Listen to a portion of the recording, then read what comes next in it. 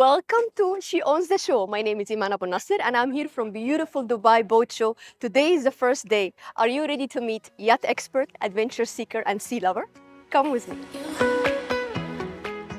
Mr. Simon, welcome to my show. Thank you. Thank you for having me. How is the show today? It's been really good. It's been busy. A lot of people. The weather is being kind. It's beautiful temperatures, so it's not too hot because we have to wear jackets and trousers, long trousers. So yeah, it's been nice. It's been a nice weather. It's such a special vibe in Dubai, right? It's a very special vibe. Yeah, very special vibe. It's just a great place for a boat show. And this year is even bigger. Have you noticed? Yeah, it is. So we've got 6 boats here this year. Every year it's been growing because it's such an important show on the calendar. It's a great place to do boating for one, but yeah, it's also become really important international show now. We get clients here from Asia, from Southeast Asia, from China, we've got some American guests here as well this week. So yeah, we get a lot of international clients here as well. I'm always say that I'm very lucky to start my show in Dubai. Please tell us about your role in Princess. So I'm executive director for brand and marketing. Sounds very grand, but basically I'm marketing director. Lovely, lovely. And how long have you been by the company? So I joined Princess in 2008, Wow. but I have had a little bit of a sabbatical, and I rejoined the company in 2022. Okay. Yeah. So I 2008 to 2013, and then a little bit of a break back into automotive, which is another passion of mine with cars, and then back into Princess in 2022. Please tell us about this beautiful yacht. As you see here, I love that it feels very cozy. Yeah, it's been such and a successful... interacting with a family while Exactly. Yeah, it's great. Or it can be closed off. So if you have a skipper and crew and you want to keep your guests separate, then you can close it as well. But yeah, this is the X80. It's the first time we've shown it here at the Dubai show. I think there have been 5 X80s into the Gulf since we started building her, and she's been a very popular boat, and mainly because of this layout. So we've taken the whole concept of a traditional flybridge, and we've added volume. We're on an 80-foot boat, but it feels a lot bigger, and effectively it's a mini tri-deck because we have this sky lounge on the upper deck, which would normally be open, which we can close off. There's a lovely place to sit in air conditioning. We've got a beautiful terrace behind us, so we can still be out in the sunshine. And as you say, we're up here with the skipper, with the captain. It just feels, it's a great place to be. You feel in action, yeah? Yeah. And the whole layout of the boat is really about space on board, longer stays on board, and cruising. People that want to stay on board and cruise further. And we're seeing that a lot now, particularly with younger clients.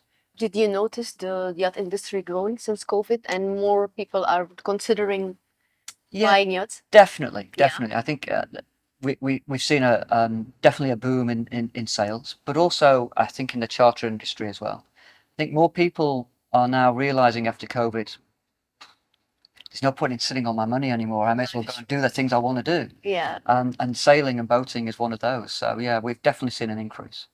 Mr. Simon, please tell us about your experience with the ocean as you're a sailor. Well, yeah. I want to hear the story because it's really inspiring. My parents had, in the UK, we have inland waterways with lakes, and we also have coastal. I live by the coast.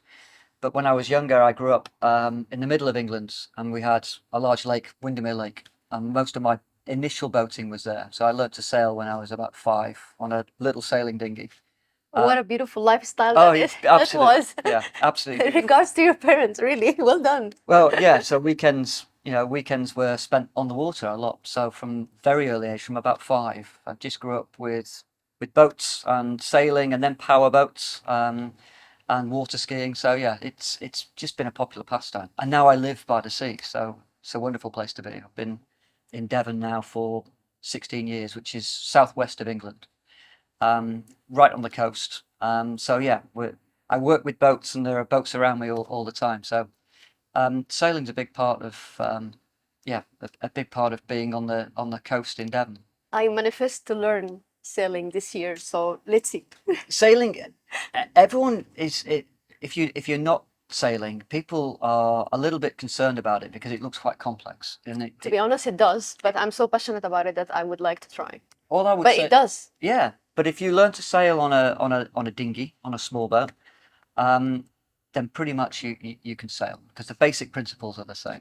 Okay. And yeah, it's a wonderful pastime. It's an exciting place to be.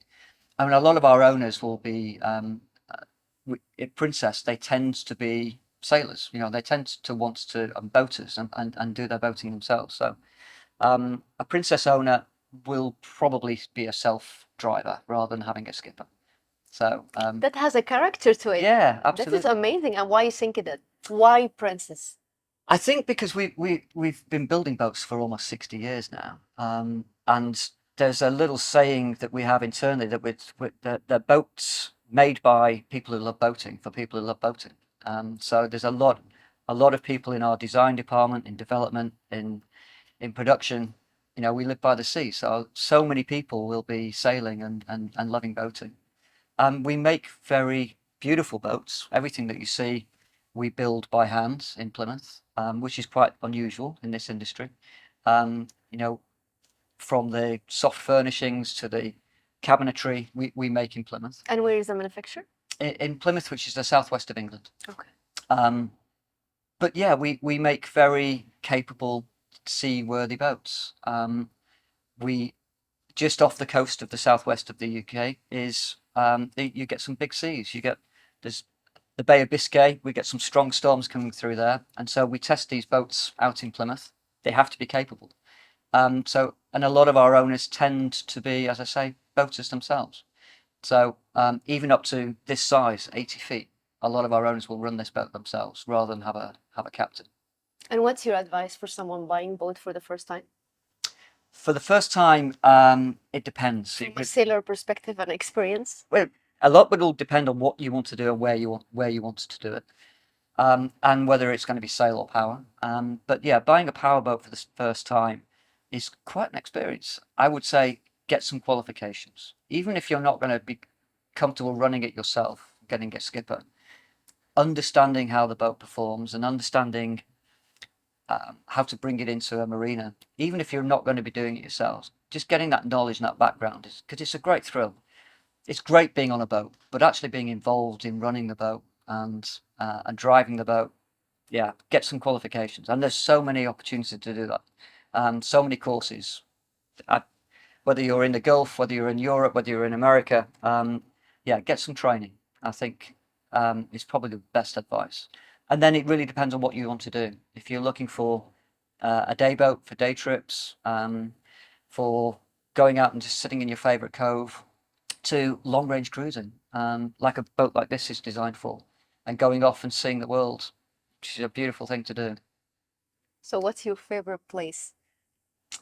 Gosh, I've been very fortunate, particularly working in the boat industry, that I mean, just with boat shows, you get to see some beautiful parts of the world.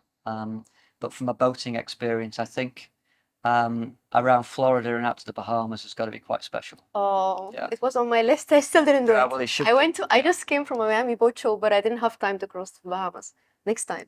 Well, But I heard it's amazing. it is amazing. Yeah. Yeah, it is amazing, and some beautiful sailing around there as well. Yeah, and around the British Virgin Islands as well.